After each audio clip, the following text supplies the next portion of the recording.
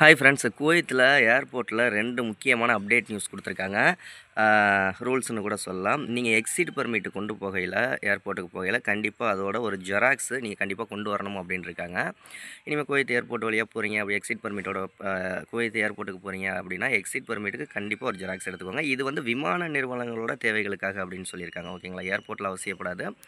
ஒவ்வொரு விமான நிறுவனங்களோட ஒரு சில விமான நிறுவனங்கள் கேட்பாங்கள்ல, அந்த தேவைக்காக கண்டிப்பா ஒரு ஜெராக்ஸ் எடுத்துட்டு போ சொல்லியிருக்காங்க. கண்டிப்பா நீங்களும் இனிமே குவைத் ஏர்போர்ட்லேருந்து பயணிக்கிறீங்க அப்படின்னா, எக்ஸிட் பெர்மிட்டோட ஒரு ஜெராக்ஸ் எடுத்துக்கோங்க.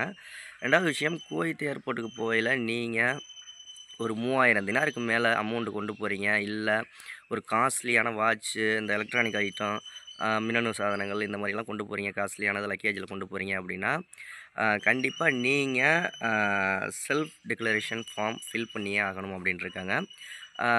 கண்டிப்பா அத ஃபில் பண்ணிட்டு அதுக்கப்புறம் தான் எடுத்துட்டு போணும். ஹேண்ட் லக்கேஜ பொறுத்தவரைக்கும், ஹேண்ட் லக்கேஜில நீங்க கொண்டு போறீங்க பொருளு அப்படிங்கிற பட்சத்தில, ரொம்ப காஸ்ட்லியான பொருள்லாம் கொண்டு போறீங்கன்னா, அதுக்கு பில் இருக்கணும், இல்ல சரியான ஆவணங்கள் இருக்கணும் அப்படின்ருக்காங்க.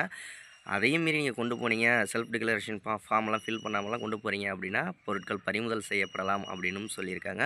ஸோ, கண்டிப்பா இத குவைத்தில இருக்க உங்க நண்பர்களுக்கு ஷேர் பண்ணி விடுங்க. அப்பதான் அவங்களும் தெரிஞ்சுக்குவாங்க.